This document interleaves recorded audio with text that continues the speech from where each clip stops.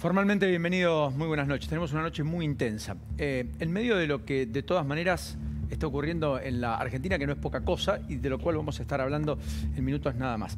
Pero me quiero detener en dos o tres aspectos. Uno es esta idea de que el gobierno sigue en gestación, digamos, ¿no? A tal punto que es un tembladeral parte del gabinete del propio presidente Milei. Tuvieron que salir a ratificar al ministro de Salud ruso, quien por primera vez concedió alguna declaración pública en las últimas horas a propósito de lo que el ministro de Salud de la provincia de Salta definió como la peor epidemia de dengue en la historia argentina. Provincia de Salta que ya tiene 12 fallecidos, entre ellos una chiquita de 6 años que se notificó que su deceso fue producto efectivamente del dengue. Lo cierto es que está cuestionado Russo, está Franco hablando, alguien que siempre se especuló con que podía estar de salida en virtud de los fracasos en las negociaciones con los gobernadores o los legisladores de la oposición para aprobar lo que el gobierno todavía no tiene como instrumento, que es la ley bases, esa que va a volver a presentar en las próximas horas y que espera tener aprobada en diputados antes de fines del mes de abril, o en medio de las especulaciones que arrecian respecto a algunos otros lugares, incluso en el gabinete, segundas líneas, casilleros que restan por llenar, desembarcos que no se producen o que se terminan de cumplimentar.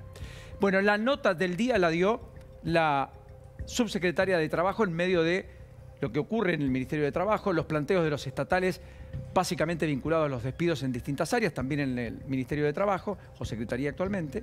Me refiero a Mariana Hortal Sueldo, quien ven ustedes en imagen, que es quien asumió el 15 de febrero, relevando a Horacio Pitró, un hombre de Jorge Triaca. Ella fue asesora de Jorge Triaca cuando fue legislador nacional, también cuando fue ministro de Trabajo junto a Mauricio Macri. Lo cierto es que da la impresión que es a quien han responsabilizado por promover, al igual que Pitró, una estrategia negociadora por lo bajo con algunos gremios. El gobierno, dicen, fue una decisión estrictamente personal. En el entorno de la propia Hortal Sueldo dicen, me voy por una razón personal. Parece todo muy curioso. Asumió el 15 de febrero. Duró exactamente 47 días en el cargo. Y en medio del conflicto desatado con los estatales, incluida su propia área, da el portazo y cierra eventualmente la idea de que esa cartera va a seguir siendo ocupada por alguien cercano a Triaca o al PRO. Porque dicen ahora que el recambio no estaría vinculado al propio Triaca, cosa que veremos, se va a conocer en las próximas horas o días. Más allá de esto, después hay otra particularidad en la Argentina de hoy, que es que aparecen los propios más reticentes a validar aspectos e iniciativas del gobierno nacional que algunos sectores, incluso de la oposición, por cierto conciliadora, moderada o equidistante, pero que no ve con malos ojos algunos aspectos, como por caso la llegada de Ariel Lijo a la Corte Suprema de Justicia de la Nación. Ahí impactaron algunas definiciones. Jacobiti dijo, Emiliano, el hombre de la Unión Cívica Radical, va a tener consensos y va a salir por mayoría. Guillermo Montenegro dijo, va a tener el consenso de la mayoría Jacobiti. Todo esto el fin de semana. Guillermo Montenegro, ex juez, intendente de Mar del Plata, hombre del PRO, dijo, lo de Ariel Lijo para la Corte está bien, está preparado y sabe.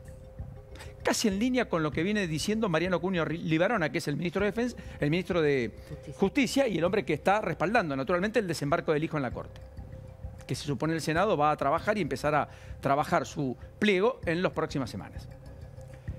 José Mayans, el hombre del bloque de Unión por la Patria, el formoseño, ha dicho, nosotros estamos dispuestos a votar miembros de la Corte porque hay que llenar los casilleros. O sea que parece que ahí hay algún acuerdo posible. Cristina Fernández de Kirchner, silencio absoluto. Los gobernadores, ninguno salió a contestarle al gobierno por la nominación del Hijo. Hablan de otros aspectos, la economía, otras cuestiones. Si quieren, la política exterior. Pero Paul Troni, el dirigente de La Libertad Avanza, el que iba a comandar el bloque, que finalmente no ocurrió, de La Libertad Avanza en el Senado, el hombre de Formosa, el que quiere disputarle el poder a Gildo Infran, dice, yo no puedo acompañar nunca el pliego de alguien que cometió una barbaridad jurídica. ¿Con quién? Con Gildo Infran. En aquella causa que nosotros dijimos cajoneó Lijo durante años y que ahora tramita en la justicia de Formosa, que tiene que ver con aquel pago que hizo la provincia de Formosa a The Old Faun, que se convirtió a la postre en el primer pago que recibió The Old Faun, la empresa donde supuestamente tenía mucho interés Vudú, comandada por Núñez Carmona, que había comprado Chicone. de Olfan, en la tercera factura, porque las dos primeras las tuvo que anular, le había cobrado servicios de intermediación a la provincia de Formosa para negociar la deuda de Formosa con el gobierno nacional, cuyo ministro de Economía era Amadou Boudou. Un verdadero disparate, no ameritaba mucha lógica. Debió haber sido imputado, llamado a indagatoria, el propio gobernador, la ministra de Economía. Nada de eso ocurrió, todo terminó diluyéndose y pasó a la justicia de Formosa, donde él dormirá el sueño de los justos, que será injusto, en una corte además que tiene en la cabeza de ese poder en Formosa a el propio Ricardo Cabrera, ex ministro de Economía de Gildo Infran durante 8 años. Lo cierto es que Poltroni puso una advertencia. Podría uno decir, bueno, a título personal. Sin embargo, aparecieron otras. Por caso la de Venegas Lynch, que dice nada más alejado de Alberdi o de la cultura de Alberdi que el propio nombramiento del juez Lijo. Lo escribe de puño y letra en La Nación. Se supone que es uno de los hombres más importantes alrededor del propio Javier Milei en términos filosóficos, de pensamiento y de iniciativa.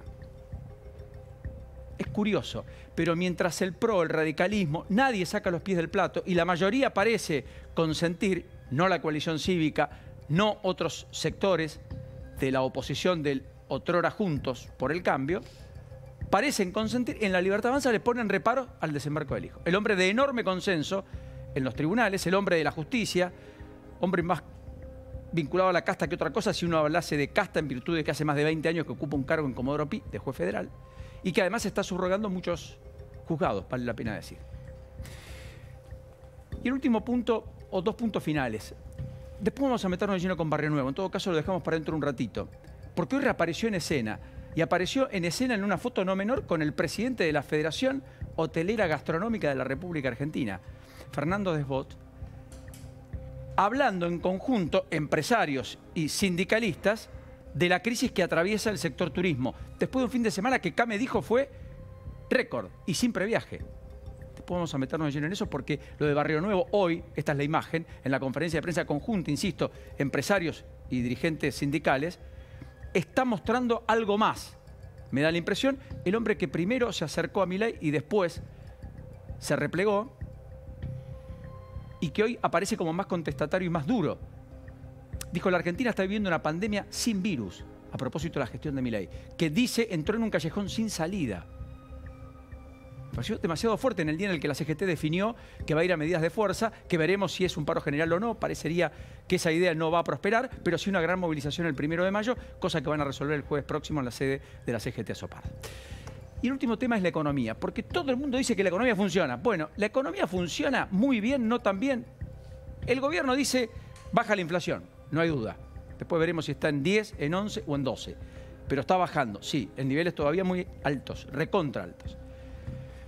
Posterga algunos aumentos de tarifas, barre bajo la alfombra, hace algunas cosas y otras las ejecuta.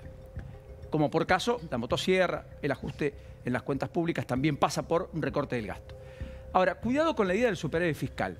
Entiéndase la advertencia que está bueno plantear ahora, no dentro de 3 meses. Mucho de lo que se ha juntado ha tenido que ver con dos cosas. Primero, con importaciones que no se han pagado.